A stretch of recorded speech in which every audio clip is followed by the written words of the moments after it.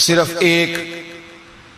اللہ اکبر، جس طرح تمبو لگایا جاتا ہے اس طرح ایک جھونپڑی پکڑی، پہلے 2-3 مہینے یہاں رہے حضرت داتا صاحب کے مزار پر، وہاں بھی خیمہ لگایا، جہاں وہ حجرہ بنا ہوا ہے نا وہاں خواجہ صاحب خیمہ لگا کے چلا کرتے تھے، چلا نہیں کرتے تھے۔ اگر مجھ سے پوچھو تو حضرت داتا علی اجمیری سے مشورہ کرتے تھے کہ بتائیں ہندوستان میں تبلیغ کیسے کرنی ہے، انہوں نے پوری بات سمجھائی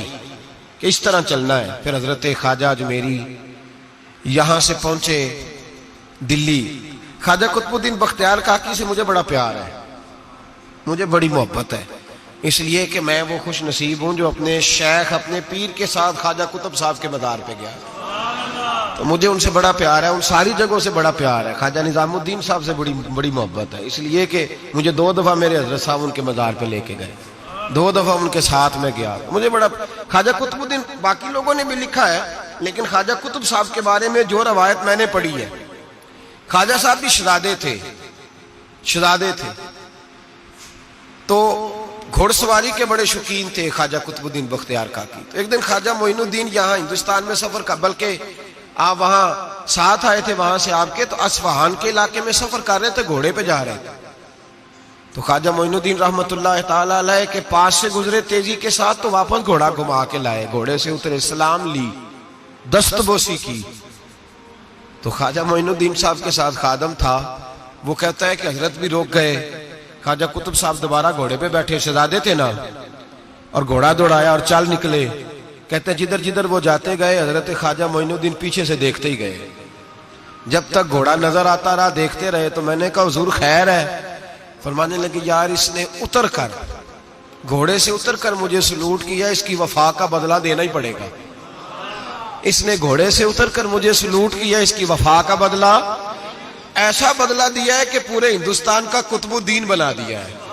ایسا بدلہ دیا ہے کہ قطب الدین ہی بنا دیا پورے ہندوستان۔ خواجہ قطب صاحب ساتھ رہے، دلی تک گئے، دلی میں قریب ایک باغ تھا، یادگار محمد ایک شخص تھا جو باغ کا مالک تھا، بڑا عیاش تھا، تو خواجہ معین الدین اجمیری رحمت اللہ تعالیٰ علیہ وہاں سے گزرے، تو آپ نے نا کنواں تھا بڑے ٹھنڈے پانی کا، آپ نے وہاں غسل کیا، باغ میں بیٹھے نماز پڑھی، تھوڑی دیر گزری تو ایک شخص آکانے لگا بابا تو کہاں آ گیا ہے، بڑے ظالم آدمی کا باغ ہے۔ آپ فرمانے لگے تو کون ہے؟ انہوں نے کہا میں اس کا نوکر ہوں، تو فرمانے لگے چل خیر ہے میں بھی کسی کا نوکر ہوں۔ کچھ نہیں ہونے لگا، کچھ نہیں ہونے لگا۔ اس نے کہا وہ بادشاہ ہے، تو آپ فرمانے لگے چلو ہمیں بھی تو کوئی بادشاہ ملی ہوگی نا۔ فرمانے لگے حضور جلدی سے چلے جائیں وہ بڑا ظالم ہے۔ فرمانے لگے پہلے میں نے چلے جانا تھا، اب تو نے بتایا ظالم ہے تو اب کوئی نہیں جانا، ادھر ہی بیٹھیں گے، ادھر ہی بیٹھیں گے، ذرا بات چیت کریں گے اس کے ساتھ۔ تھوڑی دیر گزری تو یادگار محمد آ گیا، 2 درویشوں کو بیٹھے دیکھا تو زور سے آنکھیں کھول کے دیکھی، تمہیں پتہ نہیں یہ میرا شراب خانہ ہے، عیاشی کا اڈا ہے، معاذ اللہ، کون ہو، کہاں سے آئے ہو؟ حضرت خواجہ معین الدین اجمیری رحمت اللہ نے نظر اٹھائی اور فرمانے لگے تیرا لب و لہجہ کچھ صحیح نہیں میرے ساتھ بات کرنے کا، بس کیا لفظوں میں حسن تھا اور کیا جلال تھا اور کیا خدائی طاقت تھی۔ او بھائی یہاں تو کوئی دنیا دار کا دوست ہو اس کے پاس بڑی طاقت ہوتی ہے، تو جو اللہ کا دوست ہو، الا ان اولیاء اللہ، اللہ فرماتا ہے میرے سجن میرے دوست، کوئی جھکا سکتی ہے شے؟ میں تیرا لب و لہجہ صحیح نہیں، قدموں میں آ کے گر گیا، معافی مانگنے لگا، کہنے لگا بابا پتہ نہیں مجھے کیا ہو رہا ہے، پتہ نہیں مجھے کیا ہو رہا ہے۔ درویش پیار سے دیکھے تو کئی دفعہ تب بھی تقدیر بدل دیتا ہے، اور کئی دفعہ جلال سے دیکھے تو پھر بھی پرخشیں اڑا کے رکھ دیتا ہے، کہ دونوں باتوں کے اندر غضب ہوتا ہے، دونوں باتوں میں۔ اور اگر صوفیاء کی بولی میں سنو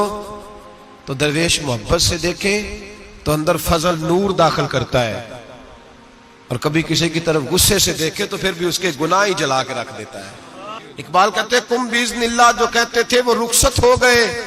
خانقاہوں میں مجاور رہ گئے یا گورکن،